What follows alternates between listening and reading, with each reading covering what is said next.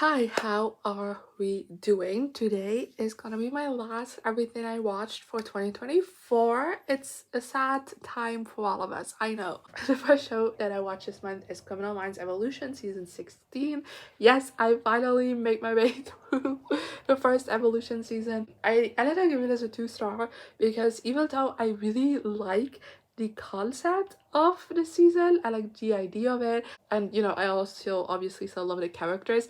The mood change, the tonal change in the show just made it into something that is not really my thing, and therefore it's also taking me so long to get through this one season, and it's probably gonna take me even longer to get through the next one.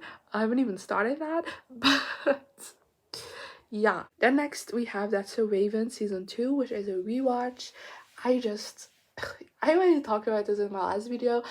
That's a Raven, I never think of as the iconic Disney Channel shows of my time. Despite watching it, I do feel it was a bit too young for what this show's typical audience is.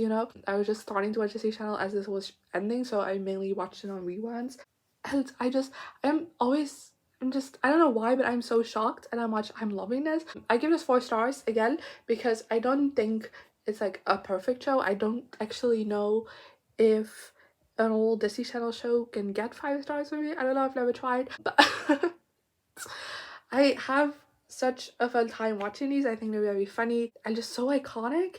And I honestly, I was debating rewatching That's So Raven because I felt like I was not gonna remember much from it, but I remember so much from it. I think it holds up really well and it's just so funny. Raven Simone is just such a comedic talent. It's unmatched. Then next I watched Echo, which is only one season.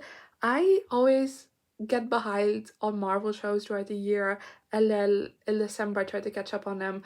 Spoiler alert, I only got around to this one this month, even if I'm behind on a bit more than that. But I actually was really excited for Echo because Hawkeye is my second favorite MCU show. I love it so much. I typically also rewatch it in December, didn't have the time for that, and I feel so sad about it. So, Echo, the character is introduced in that, and I really love her, so I was very excited for her to get her own show. And I don't know why I didn't get around to watching it throughout the year, but I did now. I give it 3 stars though, which is such a disappointment because I feel like there is such potential in the show. Episode wise, this is the shortest MCU show, I believe, and I feel like you can feel that because it has a very big story. It tries to do a lot of things, and it just doesn't have the time to do all of it, and therefore it all just kind of falls flat, and I feel just like this show was done dirty in that sense. Then next we have Single Bells, which is season 1. This is a Flemish Christmassy show. I started watching this last month and I finished it this month, and I give it 4 stars. I think for what it is a really fun time. It is just a fun Christmas rom-com show, and it's great. I had a blast with it. It is a bit predictable, but it's still really fun, really funny. I really like the cast of characters. I feel like such an eclectic family, but there's so much love between them. I thought that was just really well done, and also surprisingly hard-hitting at times. Then we have Stellium season 1. This is a show that I've been watching as it's been coming out weekly, and the final episode dropped in December, so of course it's also on here. I give this 2 stars. I have to say this has been getting a lot of flack online from people watching. Again, this is a monofilament show, and I don't think it deserves the hate that it's getting because I don't think it's a terrible show. It's just a whole lot of nothing, and that's a shame because it's so just forgettable. And I feel like even in a year's time, I'm not even gonna remember the show existed because that's just how bland it is. And then we also have FC the Campione season 3, which is another rewatch. These are just rerunning on TV. I'm logging it as they go. This season was a 3 star, which is a star up from last season. I just feel like this one, I'm kind of finding a stride within the show a bit better. These early seasons, I know it's very unpopular, but are just not my favorite. And therefore, they're not getting that high, but this season did have some of my favorite episodes. Then next, I watched Junior Taskmaster, series 1, obviously. Loved it. 5 stars so easily. This again I watched on a weekly basis as it was being released, and it finished this month, and I felt so sad it would finish because it was such a delightful watch. And I talked about this before. I was a bit nervous to see how they were gonna adapt the format to kids, but I think it was done so brilliantly. Then we are moving on to my currently watching. So for this to be in this section, I had to have watched at least one episode of the show within the December, and of course not finish the season. Gonna start with the one that I'm technically caught up on, but you know, episodes are being released still, so it's not finished. And it's showed up in every single one of these videos, but Milo season 2. I'm still loving this. Honestly don't know really what to tell you about it. Well, for the rest, we have Buffy the Vampire Slayer season 1, which actually, fun fact, and I'm pre-filming a bunch of videos right now. I'm literally watching Buffy in between like videos, so I'm like resetting and everything. But for season, I watched like 2 or 3 episodes in December, and I'm finally finding like my groove with the show. Like I feel like the first couple episodes I was liking it, but I was just like, is this it? But now I'm kind of like finding my vibe with it, and I'm really liking it. Then I also have That's So Raven season 3, which is a rewatch, obviously, because so was season 2. And I don't like this season. I feel like it just, I don't know, it feels a bit boring compared to the other ones. It's not as funny.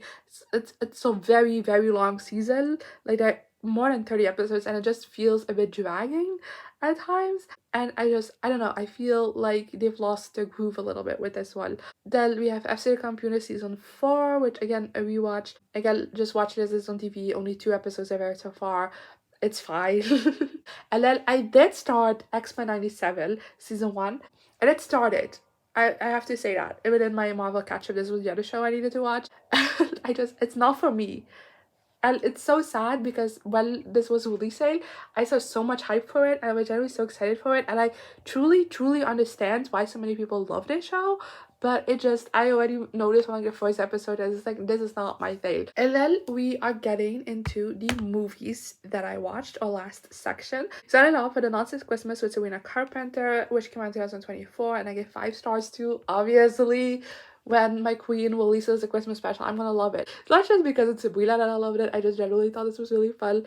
It was very funny, I liked the sketches in it, I thought the different songs in here were also incredible, collaborations were picked really well. I generally have no notes. And then I had to catch up on my Kadri movies rewatch, which I got very behind on, but the new one came out in December, so this is a bunch of Kadri movies. I apologize. We have Kadri Dieren Hotel, which came out in 2014, and I gave 4 stars to a rewatch, obviously.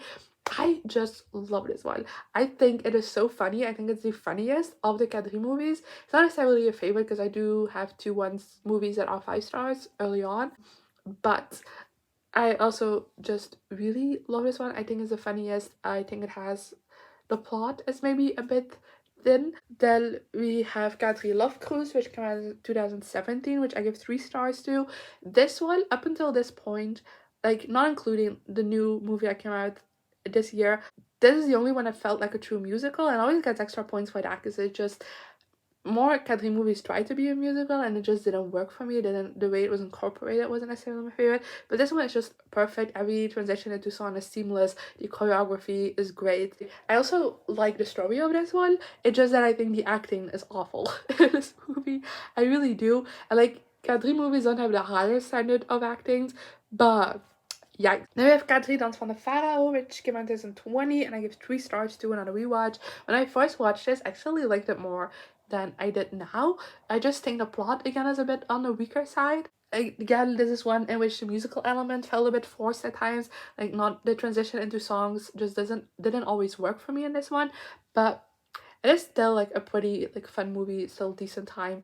And then of course the pièce de résistance, Kadri en het lied van de Zeemermin, which came out in 2024, and I give 5 stars to it. I just, look, I'm not just saying this because I watched this in theaters with like a Q&A with Kadri beforehand, or that I'm really in like my Kadri fangirl bag at the moment. But this honestly was so good. Like, go watch this if you haven't yet. It's just such a delight. It's also so beautiful. Like, cinematically just stunning, especially the scenes underwater because it's a mermaid movie. I just, ooh, chef's kiss, love it. Again, a movie in which like the musical element is really well included into it. The choreography is great. The acting is just so good in this one, besides two like minor characters, but the acting in this one is just really strong. It's so funny.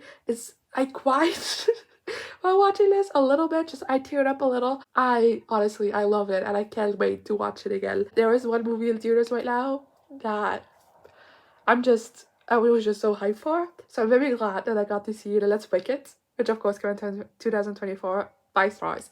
I originally wanted to read the book, get myself familiarized with the Broadway musical before going to see the movie, but just with kind of the way life happened, that wasn't possible. And so this is like my first proper introduction into the story of Wicked. I do know things about it just from seeing people talk about it online over the years, and especially this year, as you know, the hype has been high, and I love the Oz vlog on TikTok, so like she's been talking about it a lot as well. So I do know about it. I do know like the basic story and everything, but I was just mesmerized the entire time watching this movie. And I'm telling you, I already watched a movie before this. So and it's like my first time in theaters in a really long time, and I was so mesmerized by every single thing happening on screen. It is just such a stunning movie, and like yes, it's a really long movie, but I didn't feel it. I it was stunning. I loved the musical numbers, everything just was just so well done. The acting is so great. I feel like for me, honestly, this movie is just an art in subtlety and details.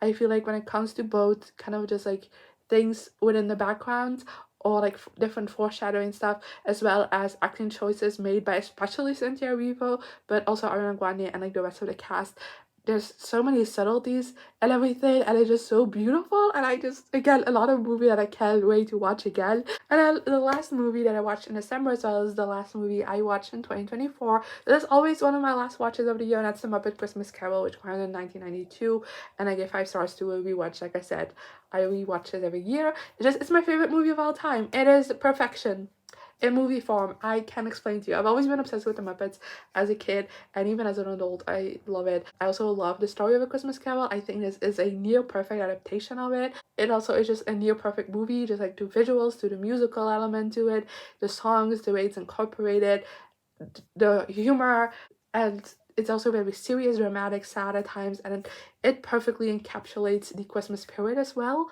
And yeah, that is everything I watched this month. Let me know in the comments what you thought of any of these things if you watched them, and some of the things you watched this past month, and hopefully I'll see you around next time. Bye!